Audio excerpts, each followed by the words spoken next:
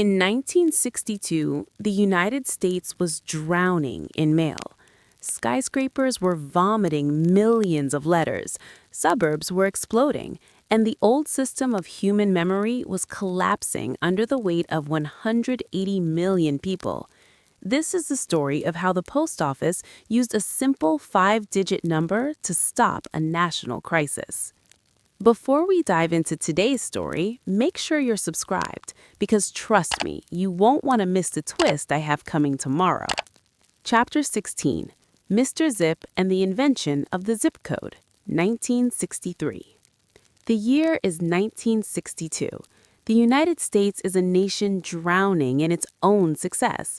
As we saw in the previous chapter, the post-war boom had created a tidal wave of paper.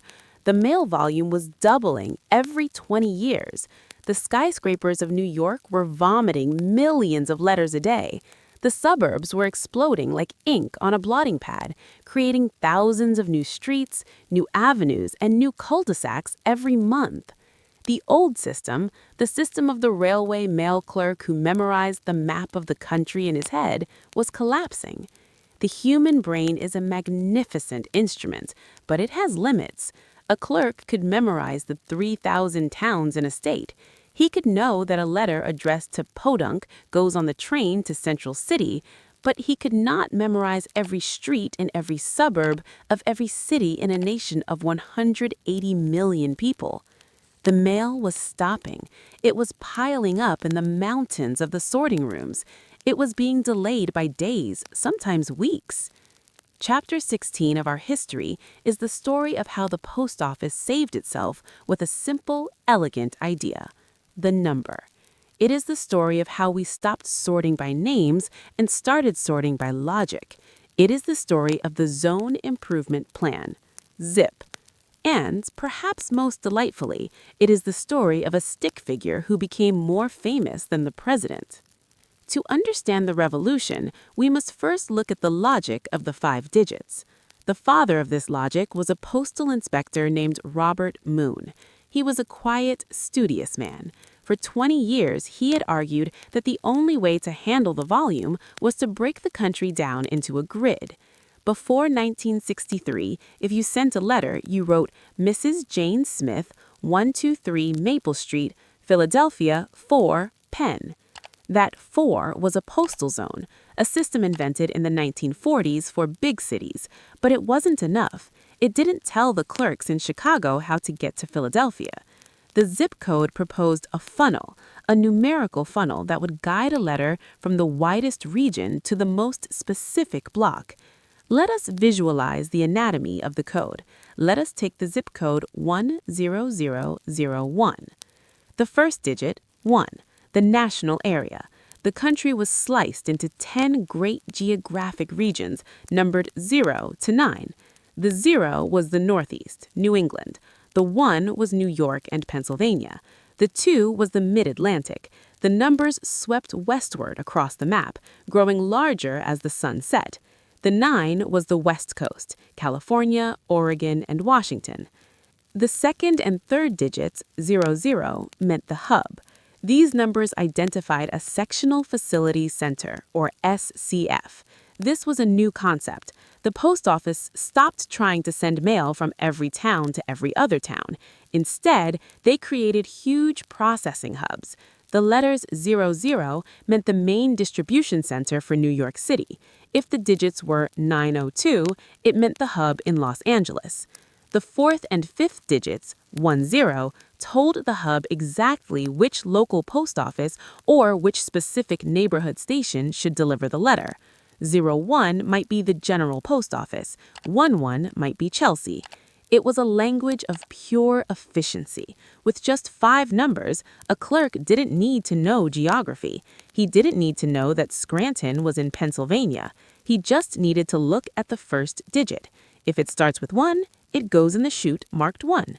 It sounds simple to us now. We live in a world of IP addresses and PIN codes, but in 1963, this was a radical shift in human behavior. The post office was asking the American public to do the work. They were asking people to memorize a number for their own home and to look up the numbers for everyone they wrote to. They anticipated resistance. Americans are an independent people. They do not like being told what to do. They do not like being reduced to a number. There was a fear that this was the beginning of a robotic, dehumanized future. The post office realized they couldn't force people to use the code. They couldn't return mail that lacked it. That would cause a riot. It had to be voluntary. They needed to charm the public. They needed a salesman. They needed Mr. Zip. Mr. Zip is one of the greatest feats of graphic design in government history. Created by an ad agency and refined by a postal artist named Harold Wilcox, he was the antidote to bureaucracy. He was a stick figure. He had no race, no age, and no politics. He had a body like a lightning bolt, indicating speed. He wore a postman's flight cap perched precariously on his round head. He carried a letter in one hand, trailing in the wind. He had wide, saucer eyes and a manic grin. He was pure kinetic energy. On July 1st, 1963, the campaign began. It was a marketing blitz that rivaled the launch of a Hollywood blockbuster. Mr. Zip was everywhere. He was on the side of every mail truck. He was on the top of every mailbox.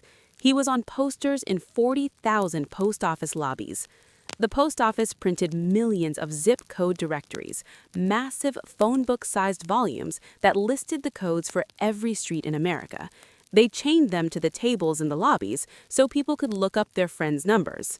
But the campaign went deeper into the culture. The post office enlisted the stars.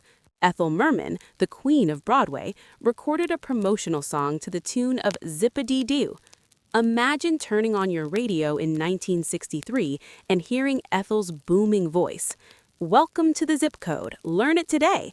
Send your mail out the 5-digit way. For a timely contact with the greatest speed, use the zip code. That's all you need.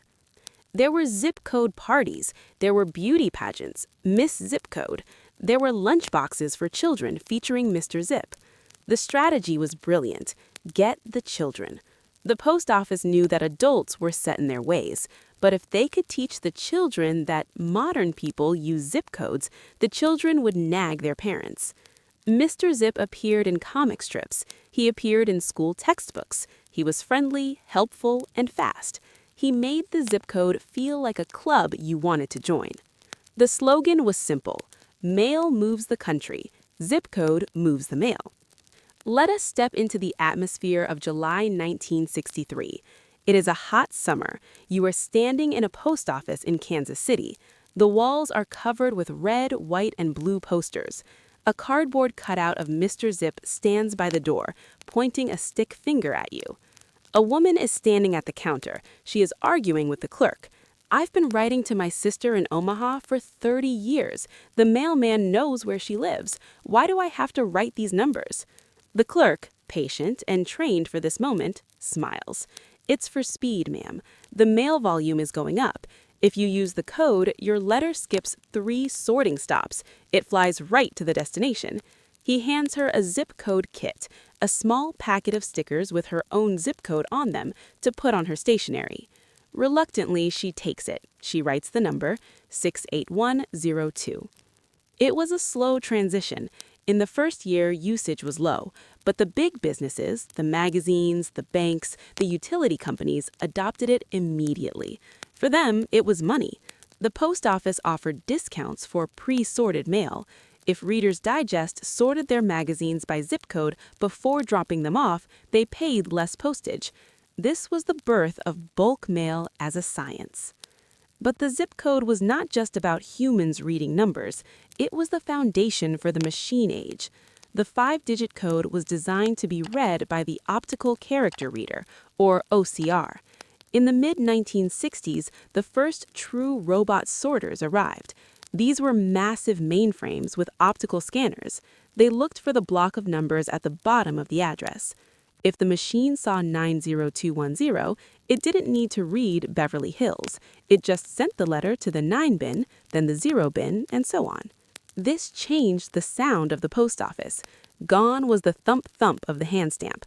Now the sound was a high-pitched whir and click, click, click. The belts moved at 60 miles per hour. The letters became a blur of white. The zip code allowed the post office to handle the volume that would have otherwise crushed it.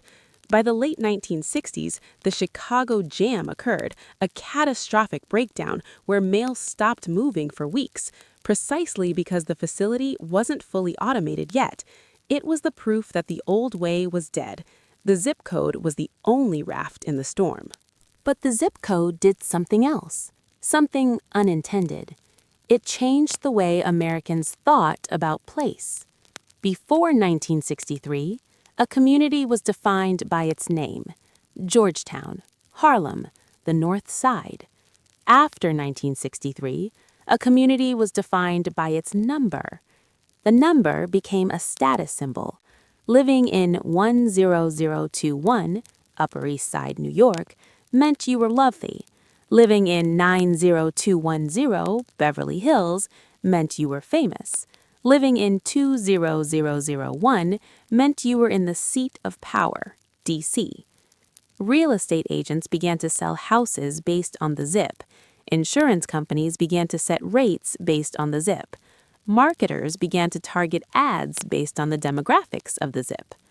The zoning improvement plan, designed only to move envelopes, became the primary way the government and corporations organized the American population. It was the first step toward the big data world we live in today. Let us look closely at the Mr. Zip legacy. By the 1970s, Mr. Zip was phased out. The public had learned the lesson. Using the code was no longer a novelty, it was a reflex. But for a decade, that stick figure was the friendly face of a massive government infrastructure project. He smoothed the transition from the personal, the village postman, to the digital, the sorting machine. There is a wonderful detail about the end of Mr. Zip. When the post office eventually retired him, there was a genuine public outcry. People missed him. He had appeared on lunchboxes, toy trucks, and jewelry. He was a symbol of a time when the government tried to solve big problems with a smile. Now, let us imagine the night shift in a sectional center facility in 1965. The floor is the size of a football field. It is bathed in fluorescent light. The machines are running. Zip, zip, zip. A letter enters the scanner. The eye reads the code, 60609. Electronic synapses fire. A gate opens. The letter shoots down a chute. It lands in a tray marked Chicago Stockyards. There is no human hand touching it. There is no memory involved. It is pure logic. The worker standing by the machine watches the flow. He is tired, but he is not frantic. The mountain of mail is moving. The jam is clearing. The zip code brought a mathematical calm to the chaos of communication. As you prepare to sleep, visualize the map of the United States in your mind. But do not see the state lines. Do not see the rivers. See the numbers. See the 0 glowing softly over New England. See the 1 lighting up New York. See the numbers flowing like a gentle wave across the plains. The 5, the 6, the 7, crossing the Rockies, the 8, and finally the 9 resting on the shores of the Pacific. The entire country is gridded, sorted, and organized. Every house has a number. Every person has a place. There is a great comfort in this order. No matter where you are, no matter how small your town, there is a 5-digit code that connects you to the rest of the world. You are not lost. You are located. Mr. Zip is speeding your dreams to their destination.